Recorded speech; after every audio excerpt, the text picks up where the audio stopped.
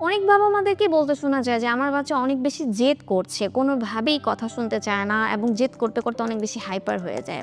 একটা সময় আমার বাচ্চাও এরকম করতো। এরপরে আমি কিছু আর্টিকেল পড়ে আমি বুঝতে পেরেছি যে, আমার বাচ্চার সাথে আমাকে কিভাবে ডিল করতে হবে।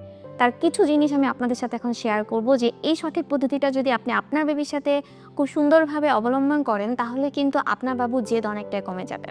শুরুতেই আমাদের যেটা করতে হবে সেটা হচ্ছে যে, বাবুর সাথে খুব বেশি হাইপার হয়ে কথা বলা যাবে না। জেদ দেখিয়ে কথা বলা যাবে না। কারণ বাবুরা কিন্তু চোখে দেখে তারপর শেখে।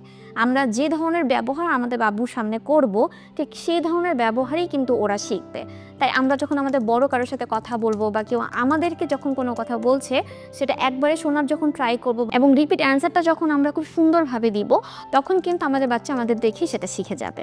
দ্বিতীয়ত হচ্ছে, বাচ্চাকে খুব সুন্দরভাবে আপনি যখন কোনো কিছু করাতে চাচ্ছেন বা বলাতে চাচ্ছেন, সেটার জন্য বাচ্চার দিকে তাকিয়ে বাচ্চাকে ধরে বসে সুন্দরভাবে ওর সাথে আই কন্ট্যাক্ট করে তারপরে কথাটি বলবেন। তাহলে দেখবেন যে বাচ্চা আপনার কথাটা খুব মনোযোগ দিয়ে শুনছে এবং একবারে আপনার কথাটা শুনছে।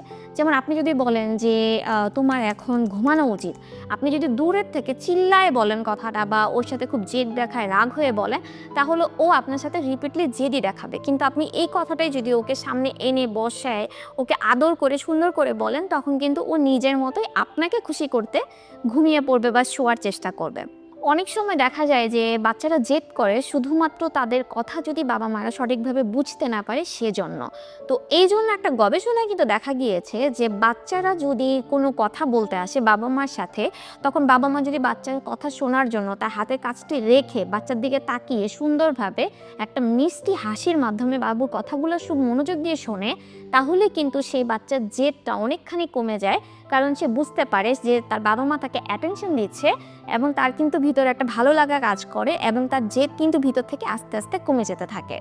স্ক্রিন টাইমটা বেড়ে গেলেও কিন্তু বাচ্চাদের জেদ অনেক অংশে বেড়ে যায়। তো সেক্ষেত্রে কিন্তু আমরা যেটা করতে পারি, যেটা আমি একজন মা হিসেবে করি বা আমার বাচ্চার বাবা আমরা যে কাজটা করে থাকি, সেটা হচ্ছে স্ক্রিন টাইমটা যখন ওকে আমরা দিব না, তখন ওর সাথে আমরা কমিউনিকেশন বাড়িয়ে দেই। যেমন ওর সাথে আমরা স্টোরি পড়ি, আমরা খুব সুন্দরভাবে আর্ট করি, আমরা ক্লে দিয়ে খেলা করি, আমরা পাজল দিয়ে খেলা করি, আমরা স্টেম টয় দিয়ে খেলা করি এবং ওকে আমি একটা সুন্দর ডিজাইন বানিয়ে দেখাই যে, "দেখো এই ডিজাইনটা আমি কত সুন্দর করে বানিয়েছি।" তখন কিন্তু ওর ভিতরে একটা এক্সাইটমেন্ট কাজ করে।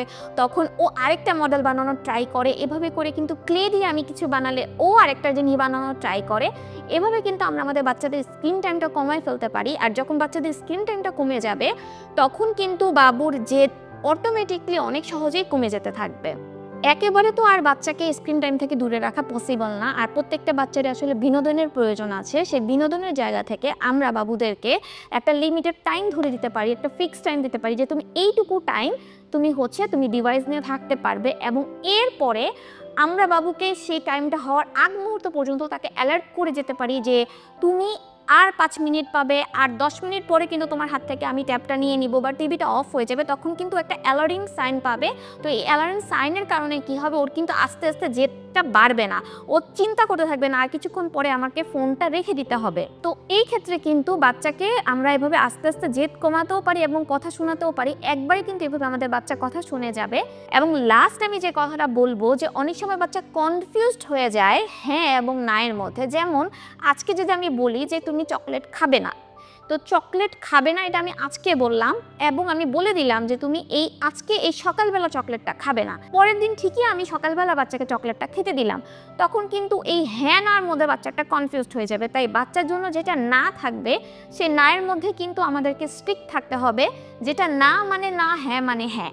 যেমন আমি যদি এখন আমার বাচ্চাকে বলি যে, তুমি বিকালের আগে ফোন নিতে পারবে না হাতে বা টিভি দেখতে পারবে না, এটা শুধু আজকের জন্য না, এটা কিন্তু আগামী যতদিন ওর দিন যাবে, এটা ওর জন্য কন্টিনিউ থাকবে যে, না তুমি বিকালের আগে তুমি কোনো ধরনের ডিভাইসে হাত দিতে পারবে না। তখন কিন্তু বাচ্চারা আর জেদ করে না বা বায়না করে না, কারণ ও এটাকে তখন রুলস হিসেবে এবং মেনটেন করা শুরু করে যে, এটা আমার জন্য একটা রুলস যে, আমি বিকালের আগে কোনো ডিভাইস ধরতে পারবো না। তো এই জন্য আর কি আমি এই কাজগুলো ফলো করেছি, আমার বাচ্চার ক্ষেত্রে আমি উপকার পেয়েছি। এজন্য আমি আপনাদের সাথে এই ব্যাপারটা শেয়ার করলাম।